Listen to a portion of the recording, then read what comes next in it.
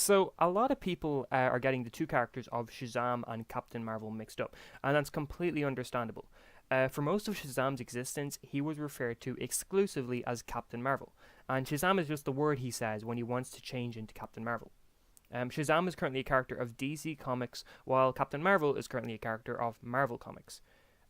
So I thought I'd just kind of do a video on explaining the difference between the two characters, explaining the whole rights issue, why Shazam is no longer really referred to as Captain Marvel, um, and all that sort of stuff.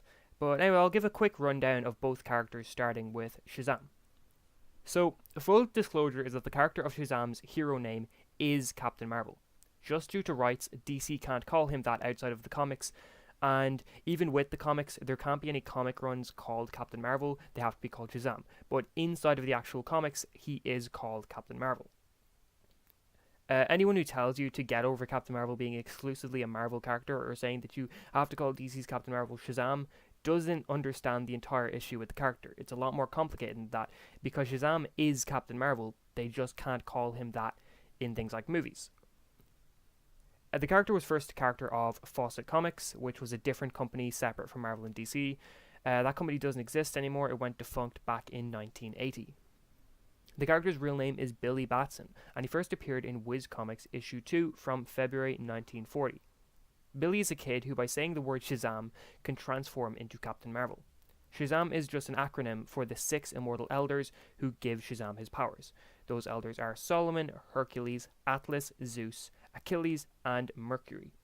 The powers he gets from those elders is the wisdom of Solomon, the strength of Hercules, the stamina of Atlas, the power of Zeus, the courage of Achilles, and the speed of Mercury.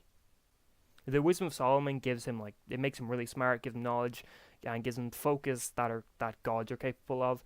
The strength of Hercules gives him superhuman strength. The stamina of Atlas gives him superhuman stamina and invulnerability. Power of Zeus, he gets really good at magic.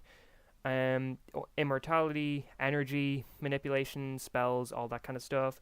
Curve of Achilles just gives him really good will, like Green Lantern will and stuff like that. And speed of Mercury is obviously superhuman speed.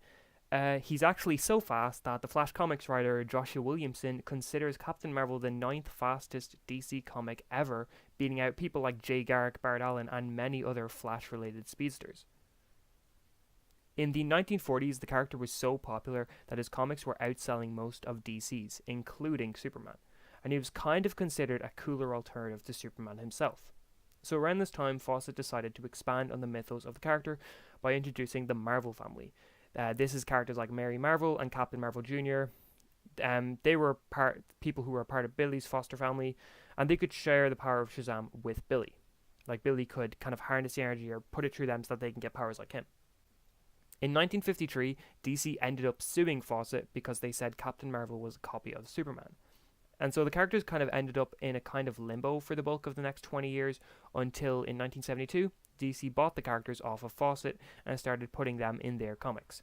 Shazam remained in a separate Earth for the next 10-ish years, an Earth called Earth S, until in 1985 with Crisis on Infinite Earths, when all the Earths collided together, Shazam was then put on the mainstream DC Earth.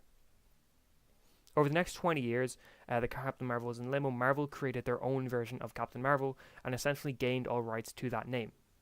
In 1973, DC attempted to call their first Captain Marvel comic series Shazam the Original Captain Marvel, but almost immediately they received a cease and desist letter from Marvel Comics, which forced them to change the name of the comic.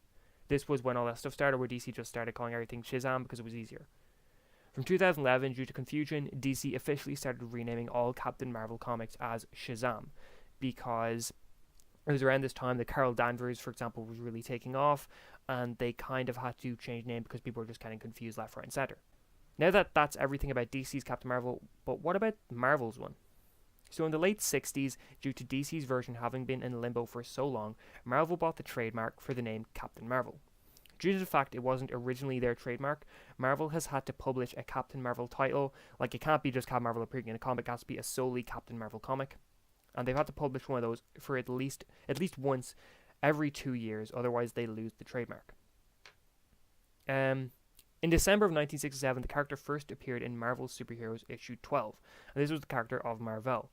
There's been a lot of Captain Marvels. There's been 6 of them, I believe. And Marvel was just a Kree soldier who was on a mission to Earth to try and find a Kree robot that, or a Kree android that had kind of went missing on Earth. And the very next issue, Carol Danvers was introduced, and she was the head of security in the military base that Marvel was infiltrating. This led to Marvel getting his own comic book series in May of 1968, which was just called Captain Marvel. In the 1980s, Marvel ended up getting cancer, and he died in 1982 in the comic series The Death of Captain Marvel. This led to Monica Rambeau being introduced into comics, and she was the second Captain Marvel. She first appeared in 1982 as well. So she was on the Avengers for a bit. She was Captain Marvel during Secret Wars, all the stuff like that. The third Captain Marvel was the son of Marvel, and he was Janice Vell. Once Monica realized that this guy was Marvel's son, she gave up the mantle to him. Janice Vell first appeared in Silver Surfer Annual 6 from 1993, and he was first called Legacy. Then, later on, his sister, Philia Vell, first showed up, and she first appeared in Captain Marvel Volume 5, Issue 16 from January 2004. She was around for a decent bit until she died to save the Guardians of the Galaxy. This led to a Skrull Creeper agent named Kunner. I've never really known how to pronounce that, but he first showed up in Civil War, around Civil War in 2007.